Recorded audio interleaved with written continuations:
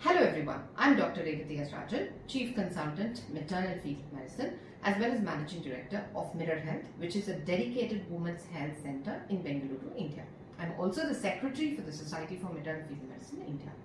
On this World Preeclampsia Day, which is celebrated on the 22nd of May every year, I decided to record this video.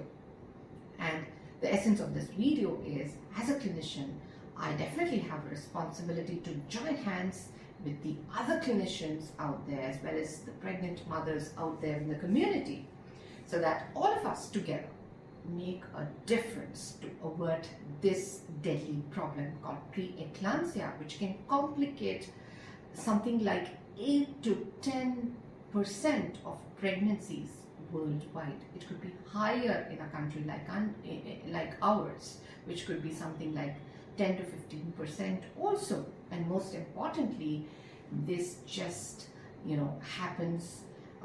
This could result in devastating outcomes, causing severe maternal and fetal morbidity and mortality. To elaborate, it can make the mother throw a fit. She can die. She can bleed profusely, during delivery, and this could result in maternal deaths. Or the baby can be born slightly premature, the baby could be growth restricted, the baby could die. There could be a condition called HELP, where there is low platelets and elevated liver enzymes, and this can again cause profuse bleeding complications during delivery.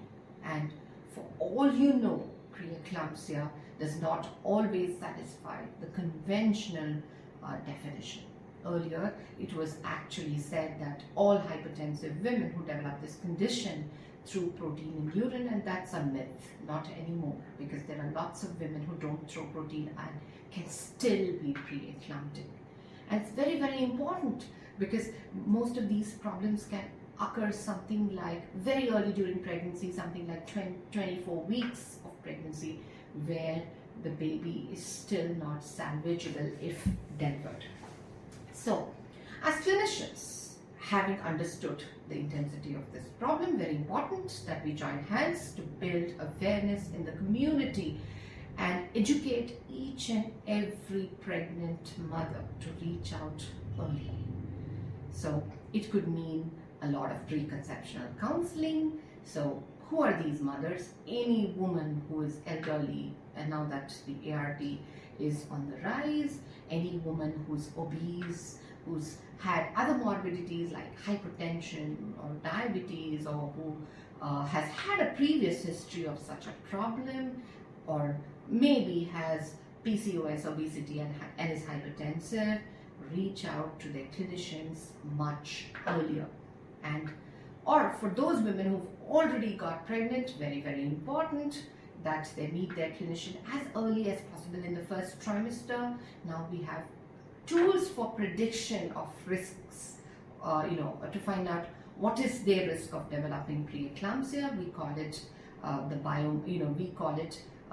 the test in the first trimester, where we integrate the history. We take certain we do a specialized scan where we find out, use the Dopplers and find out what is the risk of these mothers developing this particular condition, and integrate it with the blood test, which we call the biomarkers, which can be done as early as the first trimester, and identify those women who are predisposed to disease. And most of these women can be actually ideally picked up even with simple history taking, where we can identify those women with risk factors which I already quoted earlier.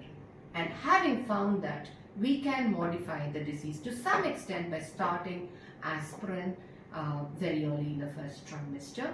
But that's not the end, because the disease will not completely be abolished having taken these measures. Very important that we identify these women who need to be screened and focus all our resources to map the disease.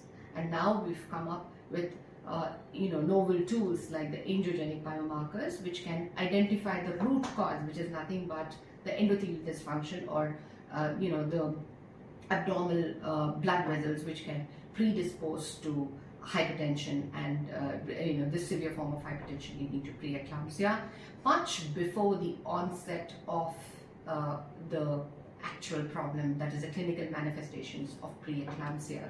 So there are multiple ways that we can help these women.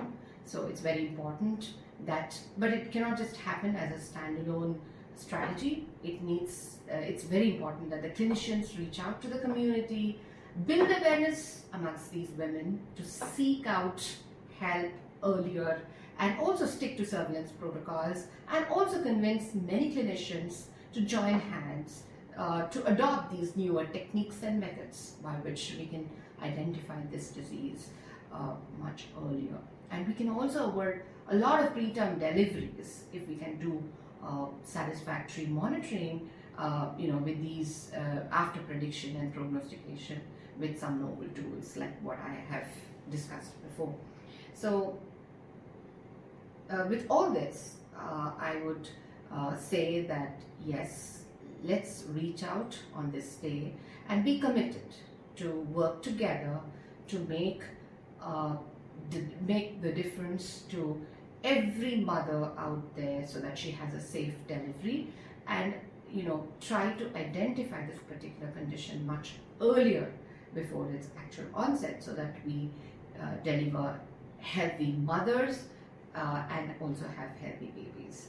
So come, let's work together. Thank you.